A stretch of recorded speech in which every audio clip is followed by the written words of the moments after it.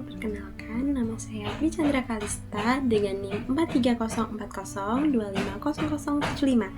Saya merupakan mahasiswi di Universitas Islam Negeri Salatiga. Saya dari program studi Psikologi Islam Fakultas Dakwah. Di sini saya akan mereview sebuah buku karya Bapak Agus Hermawan MA sebagai pemenuhan tugas UAS mata kuliah Psikologi Islam yang diampu oleh beliau Bapak Agus Hermawan. Jadi, pada buku Psikologi Islam ini membahas berbagai kajian psikologi dalam perspektif Islam.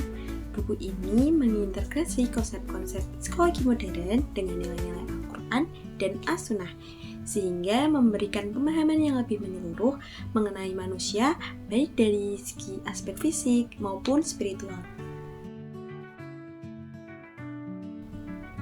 Materi ini membahas tentang motivasi dalam perspektif Islam.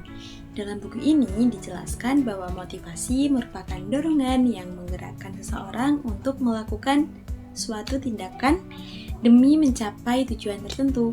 Berbeda dengan pandangan psikologis yang umumnya menekankan aspek psikologis. Islam memandang motivasi juga memiliki dimensi spiritual yang berkaitan dengan hubungan manusia dengan Allah Subhanahu wa Ta'ala.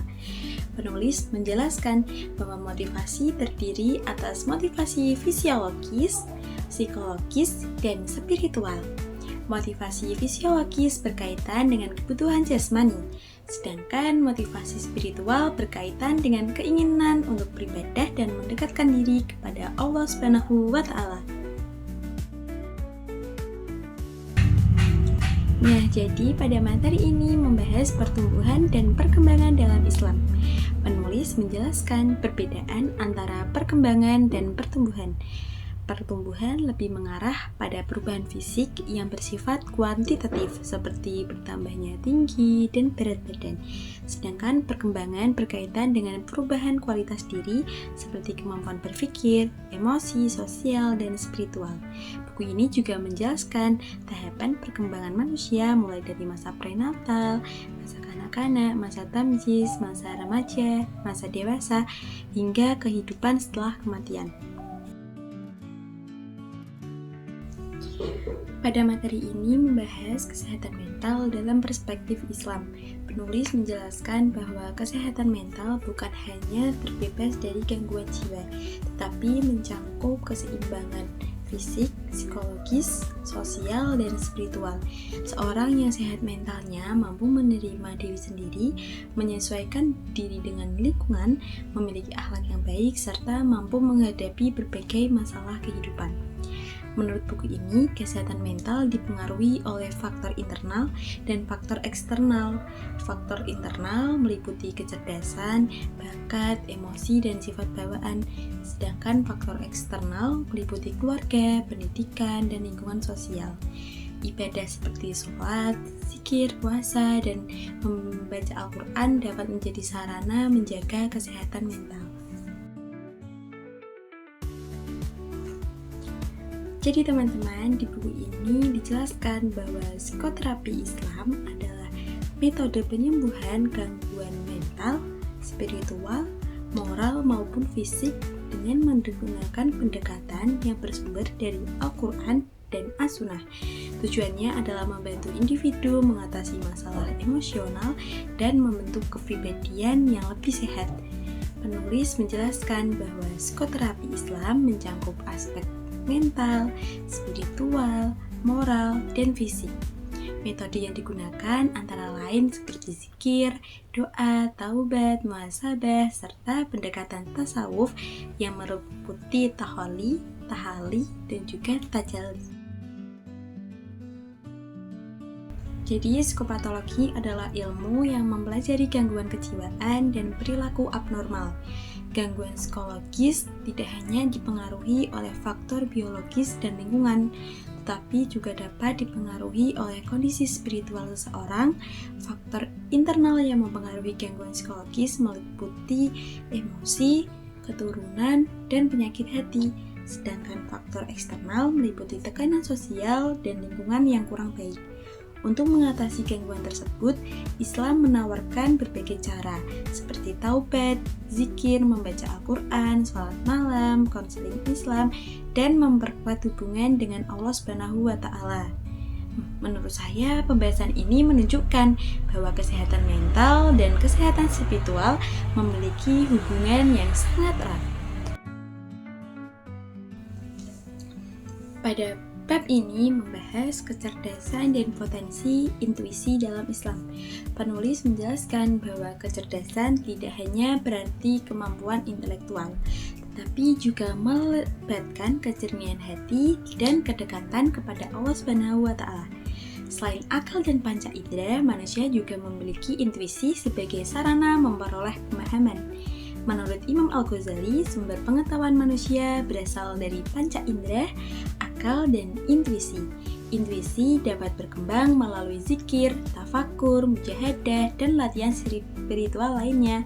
Saya merasa materi ini menarik karena memberikan pemahaman bahwa keputusan yang baik tidak hanya berdasarkan logika, tetapi juga pertimbangkan kebersihan hati dan nilai-nilai spiritual.